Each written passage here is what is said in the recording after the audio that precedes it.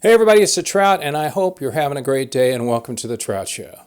You know, I'm always on the lookout for individual guitarists that can really play phenomenally good by listening to some difficult music and then playing it note for note, but at the same time being able to maintain their own individuality when it comes to writing their own music. Well, I was lucky I found a person like that.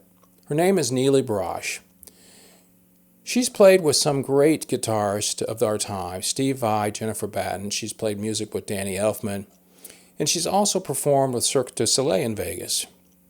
But what separates her is the fact that not only she's a Berklee music school graduate, but she can play those difficult pieces that I could never even think about starting up, but also does her own music, records her own songs at her own style. And I like that.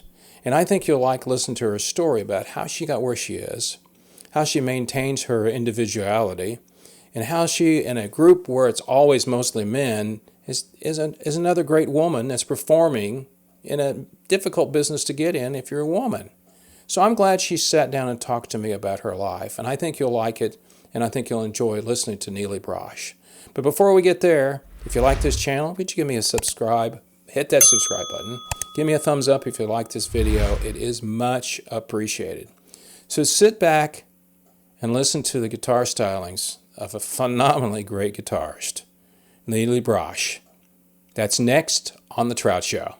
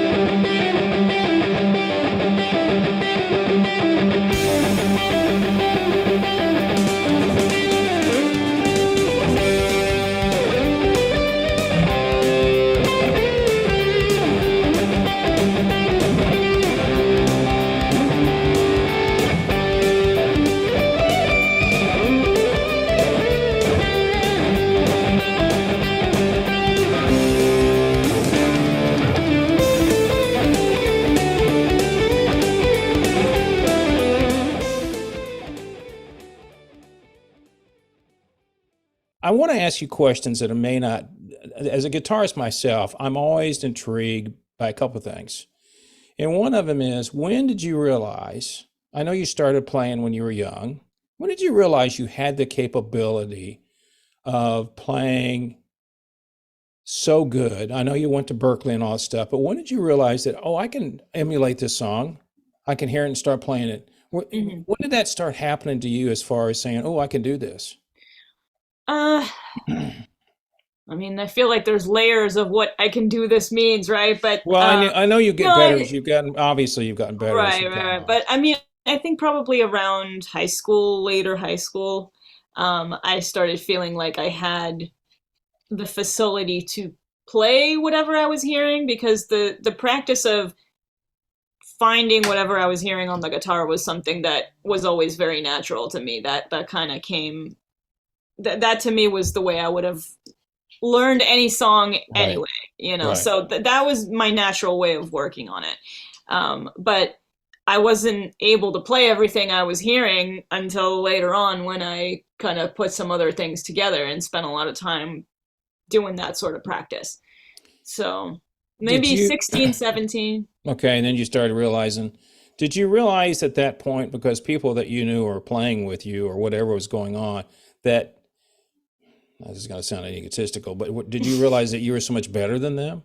I mean, No, I mean, I don't think it was like that. It wasn't like that. It was really, uh, well, first of all, it really wasn't like that. But also, the toughest thing for me at that time, I felt like I liked the kind of music that I couldn't find peers my age that would want to play it with me. So ah, it was more of a genre thing where the kids in the school that I went to would want to play indie music or, you know, something else, and I was the shredder and they weren't really interested in that, you know. So, you know, exactly. So it was more that kind of thing.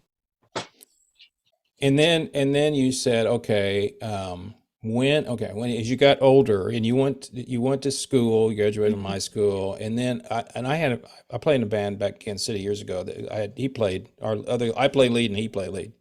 He Mhm. went to Berkeley in California, Mhm. Mhm. Berkeley School out there. And I've never been one to sit down. I've gotten better as I've gotten older, but I mean, to sit down and listen to a song and go, I can do it now. I used to go, what key is that in? Futz around on the guitar and find the key and all Mhm. that stuff. Mhm. But one of the things is, and obviously do you still teach there? Or do you do not teach there, but do you still do online lessons and stuff like that, or you do that anymore? Very, very little. I have very little time for I was gonna for say, that. yeah. Yeah. But what he said was, and I wanted to see if you think this, because obviously you had the skill set. You were born, I tell people this, if you're born with it, which you have, did you believe that going to the school, Berkeley, helped you understand how songs are put together? I mean, when you listen to it, as far as the components of the song. In other words, you go, oh, this is going to be in D minor, they're going to do this thing over here because the way music is written. Did that help you understand it better? Uh, I don't know if that was what I needed from Berkeley because I knew enough theory by the time I went to Berkeley to do my own analysis for Ah, most okay. things. Yeah, Um, Maybe some more complex stuff harmonically it helped right, with, right. But in general, that was something that I was able to put together. But there's a lot of other stuff that came from Berkeley education, obviously. Well, theory is something that, I never took lessons for a couple of years, many decades ago, and then the guy said, I never did understand. He told my mom and dad, I can't teach him anymore. So I don't know if I really sucked or he was really good. You know what I mean? He's like, Maybe he just had a certain threshold of what he knew. yeah, I think so. And unfortunately, I never got to thank the guy. I Yeah, thought yeah, about him here. I yeah. never forgot his name. It was one of those things you never forget his name. And then I Yeah. realized one day, oh, I need to look him up. Of course, he'd passed away years ago. So it's like I Oh. miss telling him, hey, this is what I do now. And he'd go like, did I do that? Yes, you did. You helped. But as you grew as an artist and you got the theory, because I know there's a point for you, I'm sure, and I think with everybody, is you don't want to be. I mean, you write your own stuff, okay? But you also are incredibly good. I mean, look at what you've done in the past, where you had Cirque du Soleil and all the stuff that you've been in, where you have to play note for note songs that you heard. Right. And I would think that it would be easy to.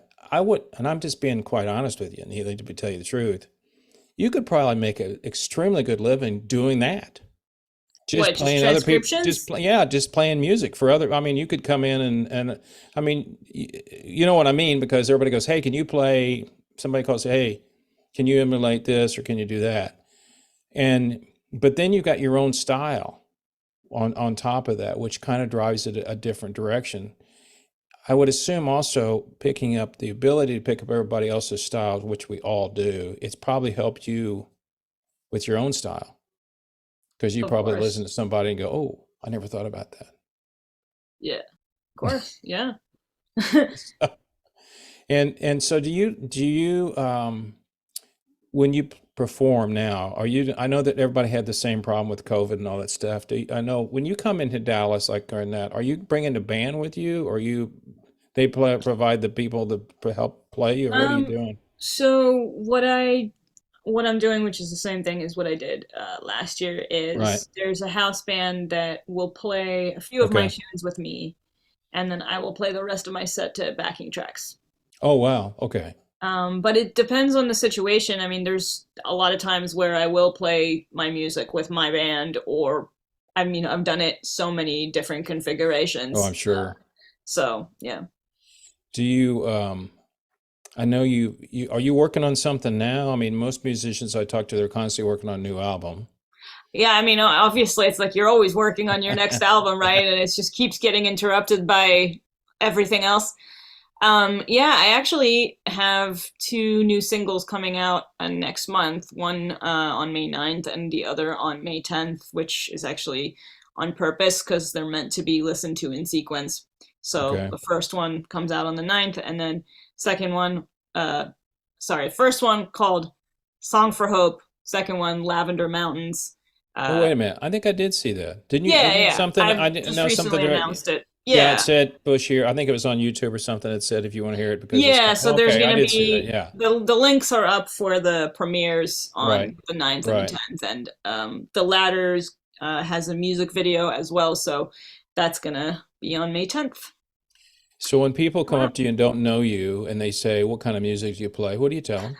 And don't just say, "I play guitar." What do you say? Um, I say I play everything because I feel like by now I've been hired to do so many different things that that's a clearer definition. But then if they ask about my music or what I say I primarily play rock music, or I say instrumental rock, or sometimes I say prog, or just, it depends on, you kind of gauge the person's level of understanding of what each of Yeah, those things mean as you start yeah, spitting out words. It's yeah. like if you're gonna get a blank stare past rock, then you kind of stay there, and then Yeah. if somebody asks for an example of someone I would have heard of, then you say Eddie Van Halen. Oh, you yeah. know? That's pretty So much. Yeah. so I think that's kind of what has become of those Oh, we answers. know him. Yeah. Yeah, I mean, usually people do. You would hope. Well, in the genre, the blues genre, it's always Stevie Ray. Well, sure. And I Yeah. love Stevie Ray Vaughan, don't get me And wrong, but it's just, yeah. no, I mean, it's two completely different things, Right. and Yeah. both of them were incredibly great players, but they just completely different. So, Yeah. and when you write some songs, do you, I'm more of a, I don't write very few instrumentals. Mostly mine have words in them, so lyrics in 'em. Hmm. Do you come up with, do you sit down and do it? Or I'm always curious about how everybody else does their stuff. Do you just get an idea and, oh, okay, or start futzing around on your guitar and go, I got a little melody here thing going on? How's it work for you? So usually, ideally, I hear a melody or an idea in my head and I jot it down uh, in my voice memos, usually singing it, which is usually a good test for how memorable that melody is going to be, probably. Yeah. And that usually comes with a set of notes for what I think the arrangement should be, etc. Like, oh, I hear a harmony here, or I try to kind of take as many notes as what I'm hearing in my head, and just to jot it down. And then when I'm ready to really flesh it out and work on it, then I start demoing it on Logic and Okay. kind of putting together the rest of the picture, and then it goes to the whoever's going to play on it. So, and I think what was interesting to me was, what's your favorite guitar now? I mean, I know you endorse some people. I think you'd endorse, I forgot who it was now. I wrote what, but I see is that a 335 behind you, or is that a No, it's an Ibanez. It's an Ibanez? That's right. That's who AS93. you Yeah, endorse, isn't it? yeah, Ibanez. yeah. And do you always play mostly solid body stuff? Is that what Pretty you do? much, yeah. Yeah. And I tell people this because we have podcasters that go, don't tell me all this stuff. Well, it's because I get it. I'm a musician, so as I ask you, are you still doing the head rush thing? Are you I typically? am. So, I mean, I was always doing it part time. Like for Yeah, me, it's all based on the gig and what I need to be doing. Their little MX5 has served as the perfect fly rig just because of its size. yeah. And so I've now, in the last couple of years, have traveled so much with it that Oh, it's always that's the all going. smaller one, isn't it? The Yeah, smaller it's the unit, or is tiny that the one that bigger one? fits in your backpack. It's Yeah. really tiny. It's incredible. And everywhere I go with that, no one can believe that I got all my sound from that, all my sounds from that. It's so powerful. So it's always been a solution to so many problems. And so if I'm in a situation where I can bring an amp that I want to play and that makes sense and I'm not carrying it, or again, it makes sense in some reason, Yeah, yeah, yeah, yeah. then I would rather have that, but it's just not always going to be realistic. I looked at getting when they came out. I was in a band. We broke up at COVID, and I was going to get the big one because I used to have a Digitech that Hmm. was a rack unit, and it had a floor thing, and I could do as many as I think it was 4 or 5 effects at the same time. But what I really liked about it was I could program every song of the set list in. So I just pushed a button, and here's the next song.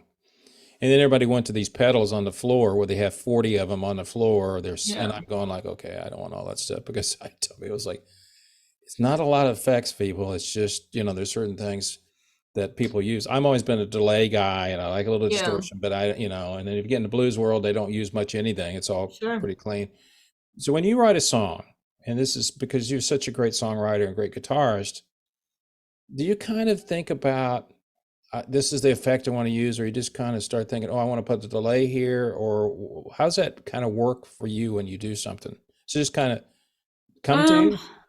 kind of, yeah. I mean, I think about it as the instrumentation first. So first is the song. Do I really hear the guitar as the lead vocalist, Right. to begin with? Sometimes it's a different instrument. I mean, I have songs on my records. The one is played by an accordion and a violin. You know what I mean? So it's not always me, but even when it is, or usually it is, right? But when it is, it doesn't mean that I'm hearing a straight guitar tone, like you were saying, although most Right. of the time it is. So I'm kind of, again, I'm asking myself, like, what do I imagine as the lead instrument or kind of vibe of that tone? What am I trying to say with my guitar? So whether that's just, I'm with you, I like delay and I'm pretty much a purist when it comes to tone. I just like warm distortion, little bit of delay, like you said, to Yeah. keep it open. But yeah, it's just like I kind of try to let the melodies speak for themselves, and when it needs something a little bit more, a little bit of a different voice, then I kind of ask myself what that might be and aim towards whatever that is, I guess. When you play, do you have, and I can either put this or take it out, whatever you want to do. Do you have your Okay. favorite, not the guitar so much, but what's your amp is of choice? Or do you All change it right. around? Yeah. So yeah, right now I've been playing the Mesa TC 100 for a few years now, and it's been awesome. And it's gonna Now, be, is that a tube head or not? yeah, yeah, Yeah, yeah. that's what I thought. Yeah. And that's gonna be featured on these two singles as well. I think they're the first, yeah, they're the first music I'm releasing that was recorded with that amp. And then let's talk about the songs that you have coming out because this will come out right after that, right around the same time. Tell me about Hmm. both of them. What? So No, go no, go ahead. ahead. No, no, I was just going to say, tell me what they mean and what they're all about for both of Yeah, the yeah, ones that you yeah. released. So the first one, "Song for Hope," is meant to, was literally just what it what it's called, right? During the Right. pandemic, it just kind of represents the quiet need for optimism that I think we all felt a few years ago.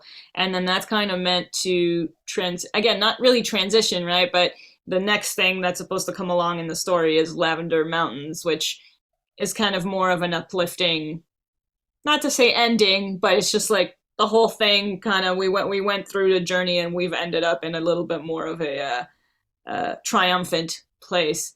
And then Lavender Mountains is inspired by, I guess, I should say, just the mountains of Las Vegas that surround me. It's where I live, and having come from Israel, I just kind of always felt like the desert's my natural habitat ever since I got here. It's just kind of reminded me of how Yeah. I felt as a kid in some way that I couldn't explain. And I always get a lot of inspiration from the nature out here and the mountains, how Hmm. they look purple in the sunlight and everything. So literally the Lavender Mountains, and that's visually represented in the music video as well. So it's just kind of all meant to go together. I look forward to hearing it and seeing it Thank you. because Sorry? I said I look forward to hearing it and seeing it because Oh, you said yes, it's on yes, yes. YouTube. It's Yes. like, are you in the videos? Yeah. There's Okay. one, it's just for Lavender Mountains. The other Okay. one doesn't have a video, but yes, I am in it. So let's talk about your roots, so to speak. Do you get to go back to your home country? Or do you ever go back or have a desire to go back? I mean, I do. I haven't in a long time, only because, well, I can't find a really good pocket of Time to time. go. Yeah, you don't just Um, get on a plane and go. It's a I mean, trip. and that's Yeah. the other thing, right? Is that I've been living on the West Coast for so many years now. Just it's considerably longer than it is from Yeah. the East Coast, right? So Yes. Yeah. it really feels like, and when I was younger and my grandparents were still around, I felt like there was more of a reason to Yeah. have more of an annual visit, and but now that's kind of all in my past. So it's as much as I love it, and there's so many places I want to visit as a grown up and do a certain sort of trip. It's like, again, when do you prioritize that? When did you realize that you wanted to do what you're doing for a living? When did it kick in and you say, "Oh, I want some people are going to pay me to do this? How cool is this?" I don't think I ever really thought that people were going to pay me to do this. I mean, I think when you go to Berklee, I don't know if it's Berklee or if it's my family or my upbringing or whatever, but I kind of really, however, was taught to go in with the mentality of like, if I'm one of the few lucky ones that ever got like a paying gig for anything, then it's just, I was like preparing for a life of Yeah. falling back on something else.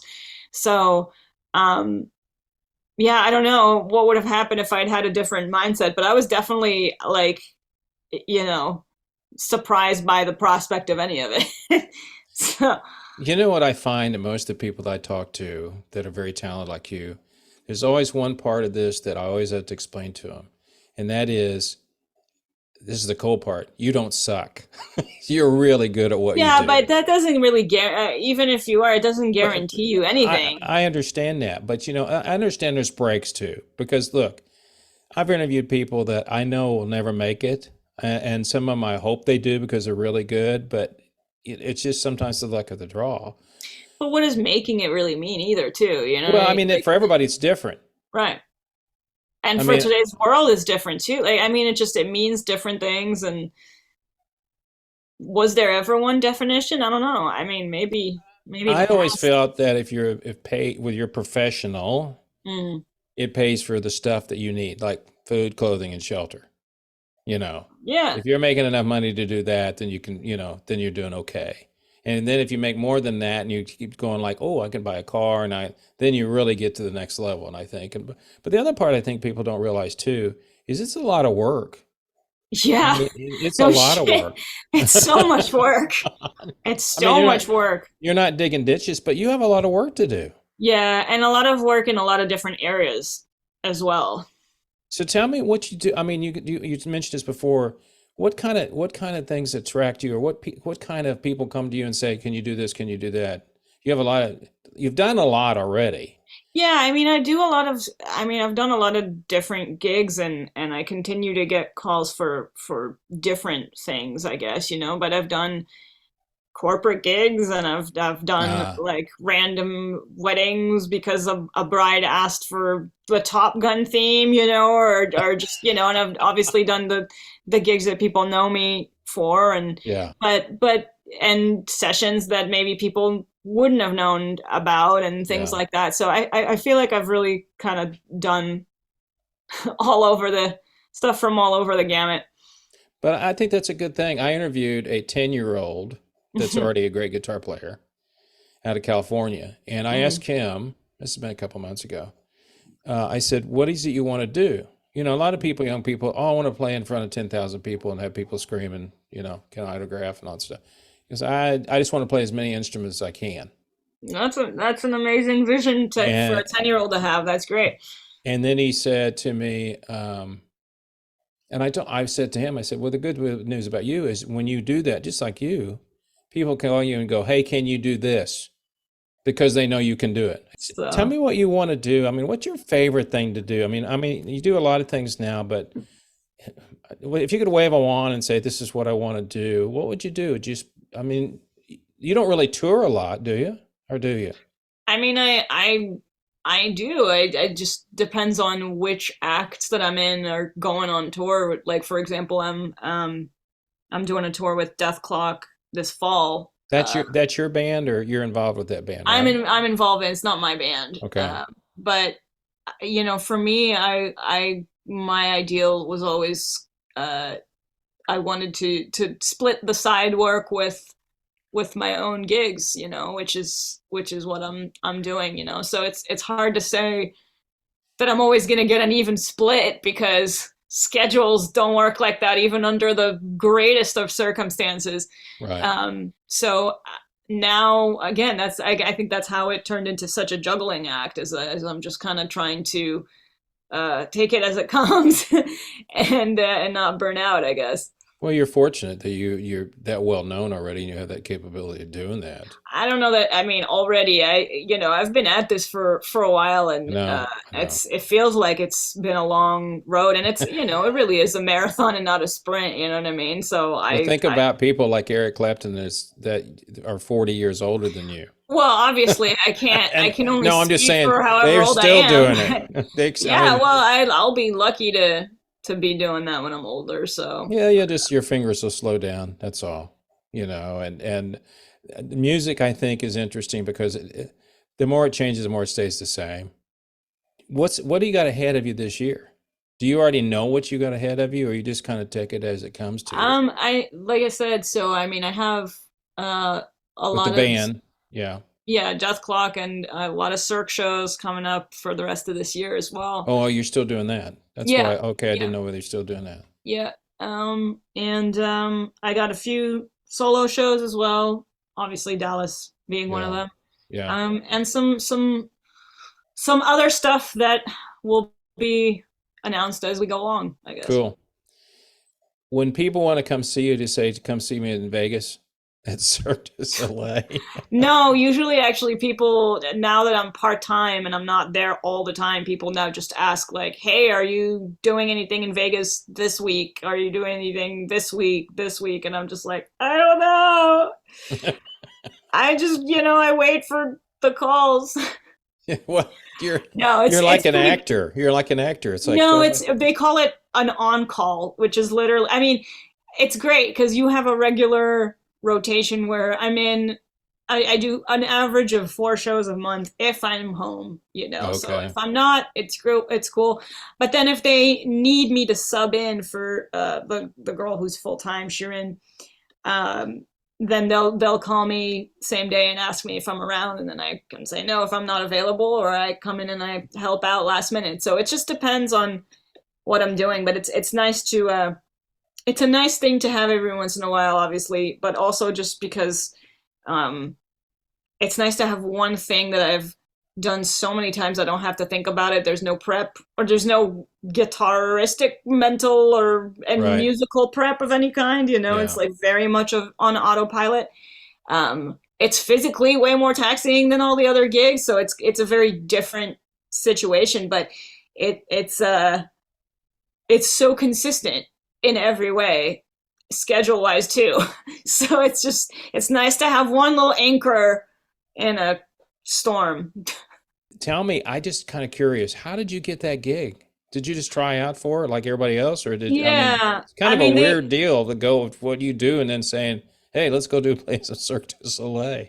yeah, that show has it's a particular role. It's really like supposed to be Jennifer Batten, and they would never say it like that, but that's really what it But they is. want, okay, I got And you. so when they were creating this show over 10 years ago now, we're about to have a 10-year anniversary, but Well, they did like an open casting call for that because I think they realized that it was a very specific thing to find. So the original flyer was sent to me by every single person ever, and then I didn't get it the first time, and I came in several years later. But I got close, and I developed a relationship with them, and then I also realized that they, as well as some other comparable shows or companies, they have casting websites, and they're public oh about yeah, that stuff. So, if you're an acrobat or a gymnast or whatever, you look it up and they're like, this show is looking for yeah. a flute player, or whatever.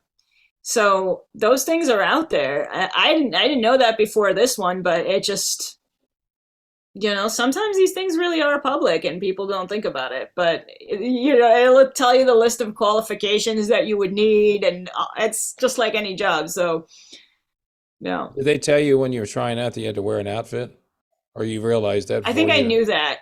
Yeah, because I it's mean, like, because the way they were promoting the whole thing, it was yeah. very clear that you're going to be a character. Going back to when you were a kid, growing up in Israel.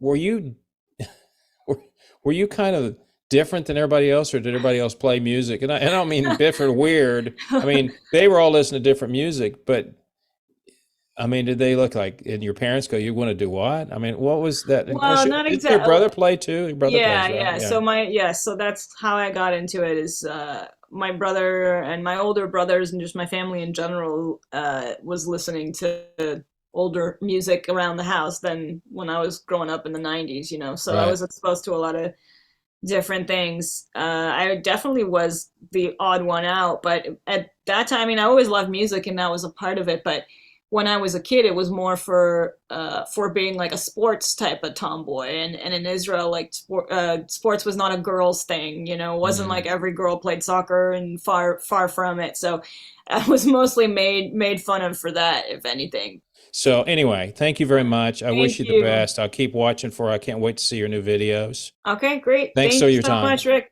Take care Have of a good yourself. one. All Thanks, right, you see you. too. Bye bye.